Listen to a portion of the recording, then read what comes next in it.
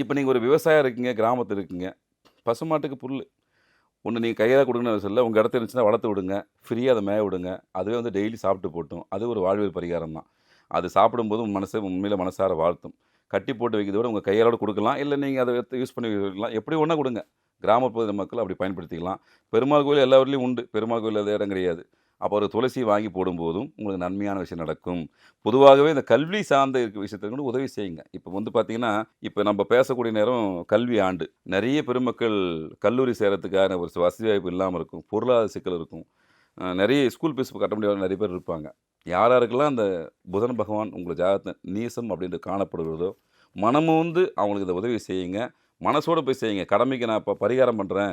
எனக்கு வந்து பளிச்சுன்னு சொல்லிட்டு யாரும் செய்யாதீங்க. பரிகாரம்ன்றது நீங்க தெரிஞ்சுக்கக்கூடிய விஷயம் தான். அடுத்தவங்களுக்கு தெரியணும்னு அவசியம் இல்ல. ஐயா நமக்கு இந்த கிரகம் வந்து வலிமை இல்லாம இருக்கு. அப்ப இத வலிமைப்படுத்துறதுக்கான விஷயத்த நம்மகிட்ட கேட்டு தெரிஞ்சுக்கிறீங்க. நீங்க உங்க கையால தாராளமாக போய் செய்யுங்க. அது ரூ. 100 இருந்தாலும் பரவால்ல, ரூ. 1000 இருந்தாலும், ரூ. 10,000 இருந்தாலும் பரவால்ல.